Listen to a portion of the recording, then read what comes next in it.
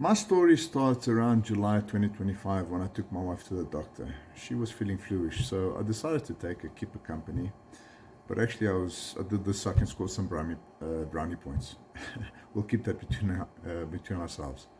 But then, when I was in the room with the doctor, he takes one look at me, Dr. Ashley, and he hits me with, "Miguel, are you okay?"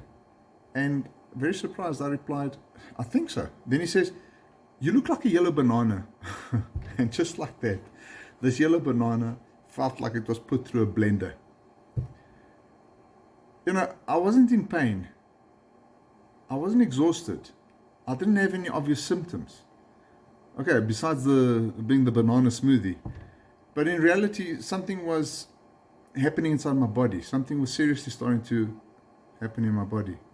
And what followed was months of blood tests, specialists, scans, procedures, enough needles. You know, there was enough needles.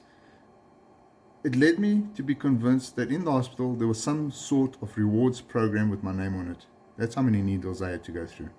For months, nobody could tell me what was going on, what was wrong.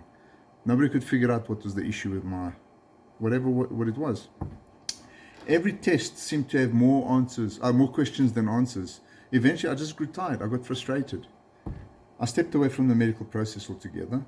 I just wanted my life back to normal. Then in February of this year, 2026, after my annual blood results, I did my annual blood tests, and the results came back. And again, surprise, my blood count was completely tanked. It crashed again. The strange part was I still felt completely fine. I mean, I could mow the lawn. I could do things that I normally do. Nothing made sense. Thankfully, Ashley convinced me to go for a second opinion. And that's probably the decision that saved my life.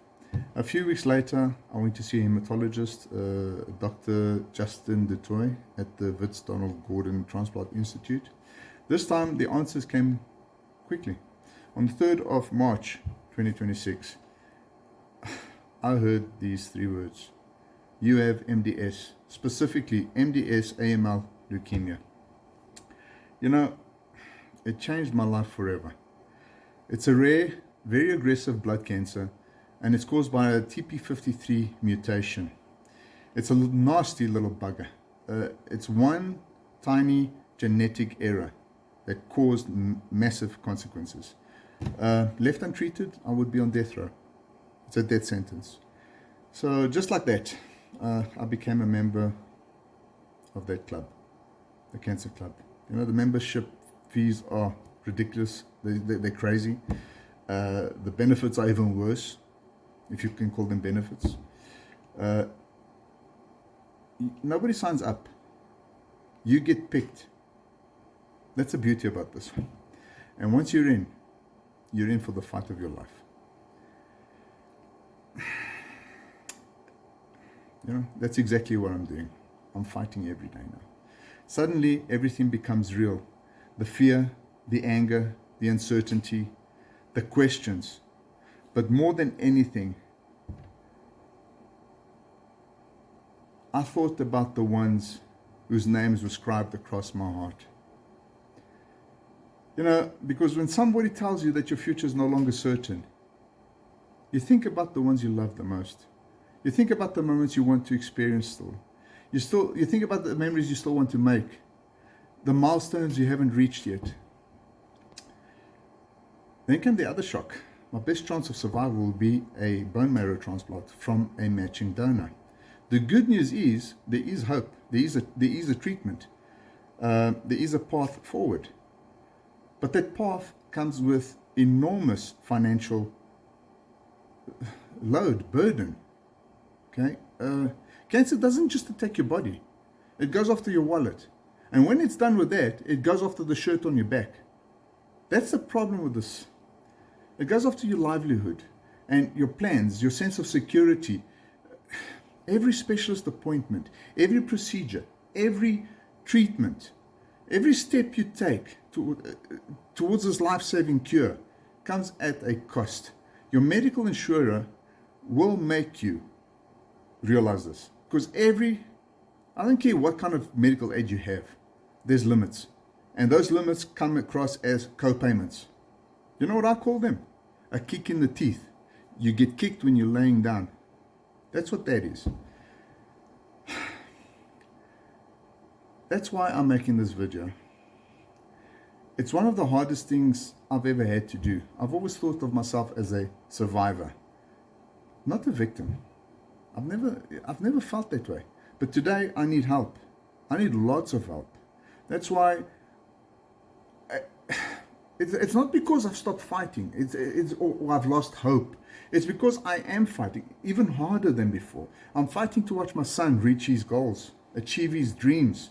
I'm fighting for more years with the girl I fell in love with and married. I'm looking forward to blowing out more candles on my birthday cake. I want to wake up to more Christmas mornings. You know, I'm choosing to live so that I can stop taking life for granted. That's what I am right now. And in choosing to live, I've taken life for granted. That's a fact. Everything becomes very obvious when you face these things. So I've launched a campaign. I'm using a platform called Backer Buddy, and it's called, well, I've named it Help Fund Miguel's Cancer Fight. Okay, so if you go looking for it, you will find it. I'll put a link in there somewhere. You'll see it. So the point is, every donation that will get me one step closer to covering those costs that are not planned for. It's one step closer to a recovery. It's closer to the future I'm fighting for. It gets me there. But if you can't donate, just sharing the story, just sharing it with the friends, sharing with people that are going through the same thing. In part, I'm also trying to make like a diary. I want you guys to follow me on this journey. I want the company. I want people to see what it's like. The good, the bad, and the outright terrible. My future is looking horrible.